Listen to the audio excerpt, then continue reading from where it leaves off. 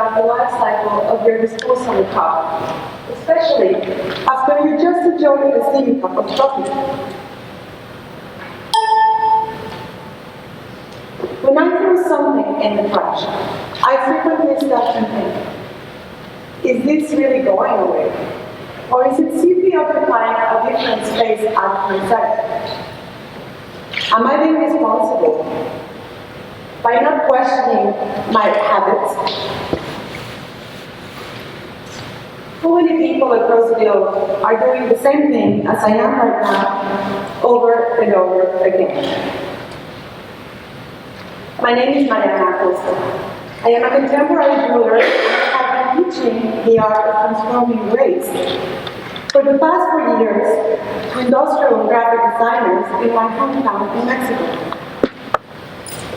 I am here to challenge your assumptions about the power and beauty of everyday physical objects through my artwork. In 2007, I was fortunate enough to attend Rhode School of Design. At that time, I was a 29-year-old graphic designer with an insatiable hunger for learning and discovery. As you can imagine, coming from a graphics background did not make me the most skilled jeweler, as my toolset and experience was limited. On my first day of class, my peers and I got assigned the task of making 100 rings in 1 week. Yes, you heard me correctly. 100 different rings in 1 week, which translates approximately into 14 to 15 rings to make per day. Can you imagine the pressure you get from such a challenge on your first day of graphic school? It was intimidating, to say the least. Since there was no time to spare, I started thinking how to tackle this epic test. But then a freezing idea stopped me. Did our professor expected us to make 100 rings from metal?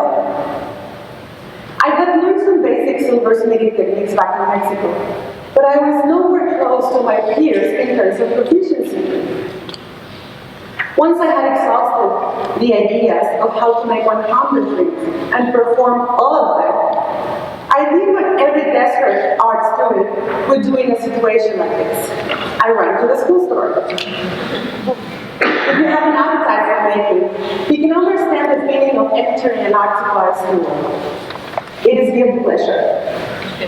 I wandered every single aisle of a very well-supplied store, looking for something that would give you the possibility of becoming a ring. At first, I sourced those materials familiar to my graphics background, like paper or cardboard. But soon enough, my levels of desperation escalated, and I started building things from whatever I could find in my studio bench. Pipe cleaner, hot glue, plastic tubing, anything that could be bent or fold became a ring.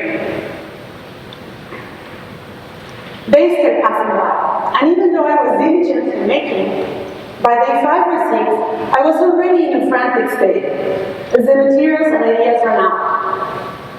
So I went to Laredo and started considering things that I never thought could be used as jewelry materials. On my walk home, I picked up some colorful folders from the road. The aluminum foil for my chewing gum, why not? And then I reached my final stretch. When I saved the orange peel from my lunch, only to dry it out later in the shape of a ring. I ate rings, I drank rings, I obsessively saw everything through the lens of a ring by the end of the week. I failed to report that I did not make it to 100, but I got very close. However, I went through the assignment with all I had in me, and that accounted for something. And as a matter of fact, it did. This was my very first connection to what is known in the contemporary jewelry field as alternative or found materials. Before that, I had no idea that contemporary jewelry could be made from absolutely anything. During my time in grad school, I was constantly been challenged with the same question. What does it mean to be a Mexican artist living in this fundamentally cold northern environment, where most days go by in shades of gray? My energy was taken by the heaviness of the longest season there is in New England, that is winter. As a result, I dedicated my time to the research of color, thinking through the effects of its energy on a diversity of psychological and physiological responses on the body. I became color obsessed by making objects of adornment that could serve the body as a means to counteract the gloominess that had overtaken my essence.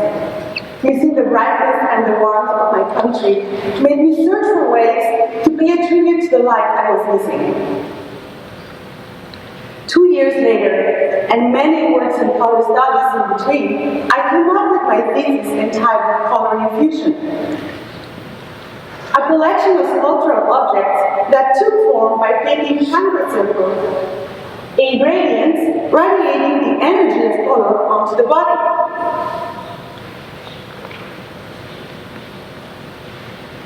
In 2010, I returned back to Mexico. I had been seeking an employment opportunity, but the 2008 economic downturn made it impossible for me to stay. So there I was, back home, completely taken out of context, facing a similar identity question. Who am I in this new, yet paradoxically familiar environment? But most of all, how am I going to survive in a country, financially and artistically, where my discipline has close to no recognition? Up to these days, the amount of opportunity for development and dissemination of the field are quite limited. Mexico is a country defined by an abundance of its silversmithing traditions, but there's only few who devote their lives to the development of concepts and ideas that communicate a message to an audience regardless of the material.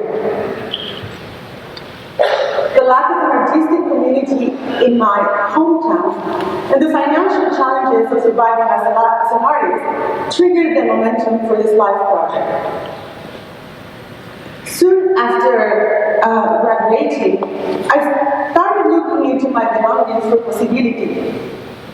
I needed to create regardless of my financial situation. I noticed that I had been saving these beautifully crafted paper bags from my local food store. And as I was looking at them, an idea struck me. What if I made a necklace from them? I rapidly reached for one of my paper bunches, and after a while, I had enough material to thread my very own first precious necklace.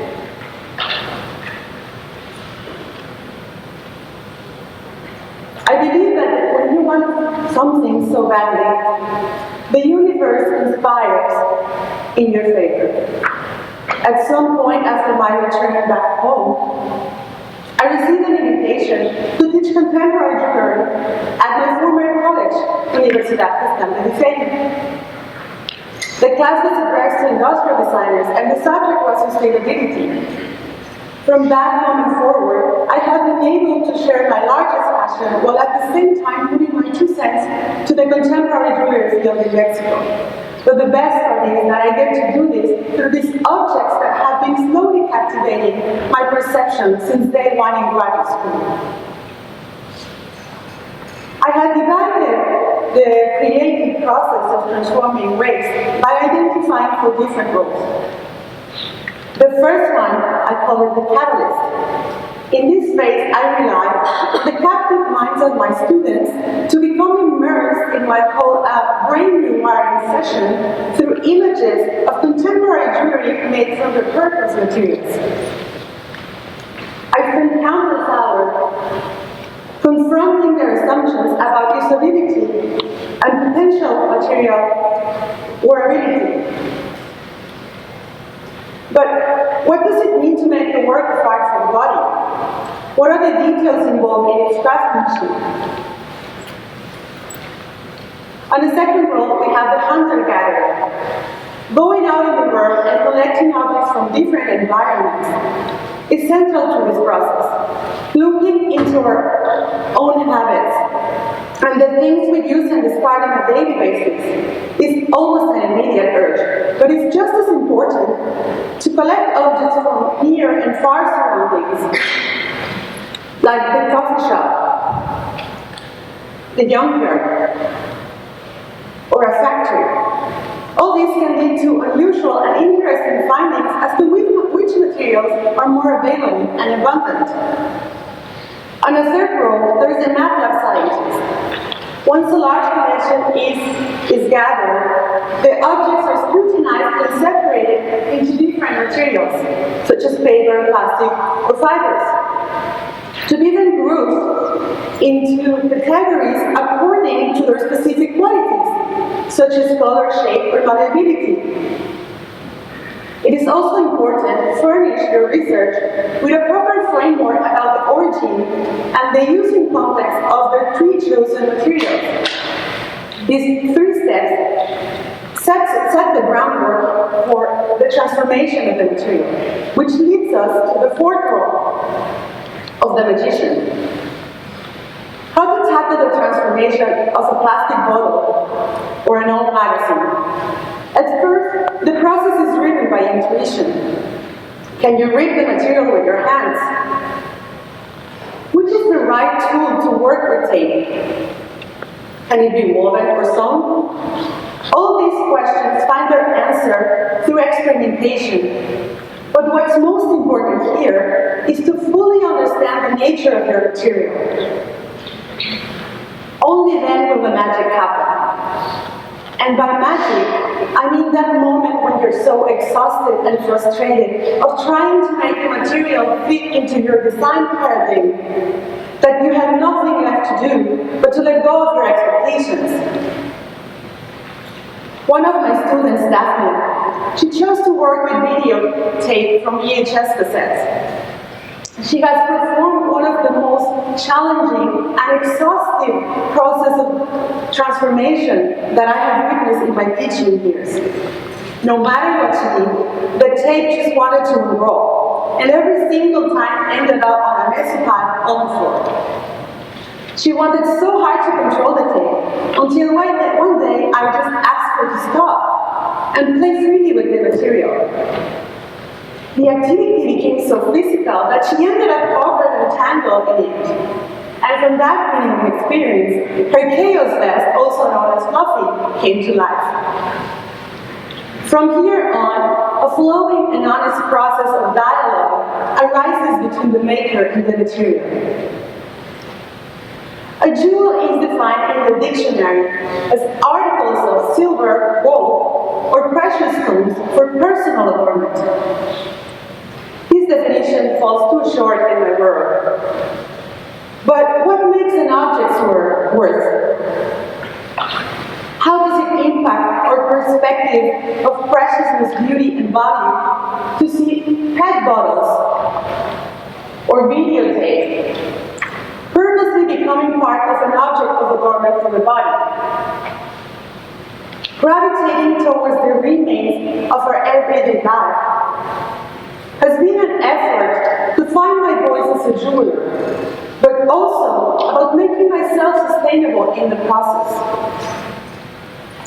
Nurturing the habit of collecting familiar objects that represent a significant role, yet commonly overlooked in the commonplace, has taught me not to underestimate the power and beauty of the ordinary. Coffee cups along with their lids and sleeves, empty medicine blisters, toilet paper carton rolls, and the list goes on. It is said that you can learn a lot by looking into someone else's trash, and you sure can tell by now that I'm a Starbucks junkie. I don't consider teaching a job. Every single time I put my heart out, and I do my best to convey to my students my utmost devotion for the art of transforming waste materials into extraordinary works of art. I don't expect them to fall in love with art or contemporary jewelry. I just want them to be compassionate about something in life by committing to a challenging creative process, but also to understand that any object can become precious if they put their minds and hands to it. The extraordinary happens if we commit ourselves to see it through.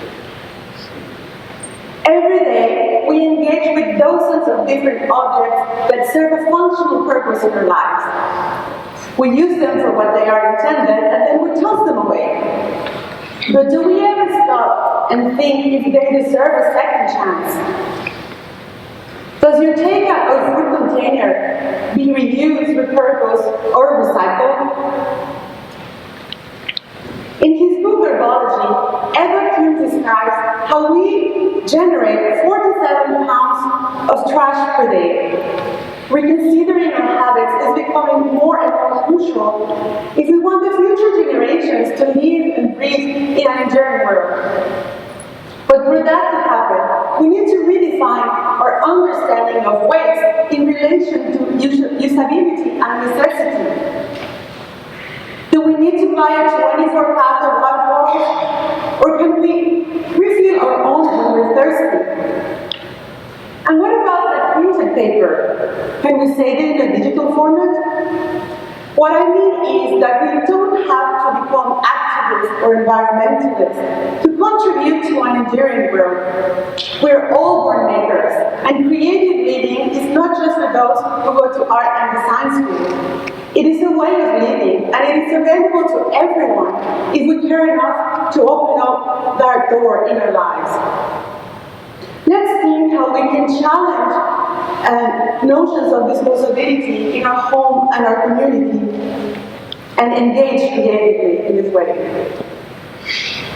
I chose to spread my message through art because this is what I am and what I do, but also because art holds contemplative qualities that set the mood for pondering ideas and personal meaning.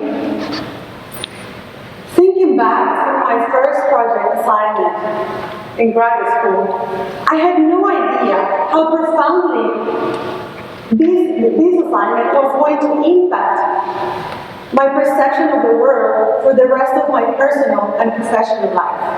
By sharing and teaching the art of repurposing waste, I have forged a synergy that has gone beyond my expectations. A couple months ago, I was approached by Fast Company magazine for an interview. They published an article about the work I do with my students by transforming trash into jewelry. This wonderful opportunity has propelled my message beyond the classroom, and it is probably why I'm here today, sharing with you my love for finding beauty and passion in uncommon and disregarded spaces like the trash can. Thank you.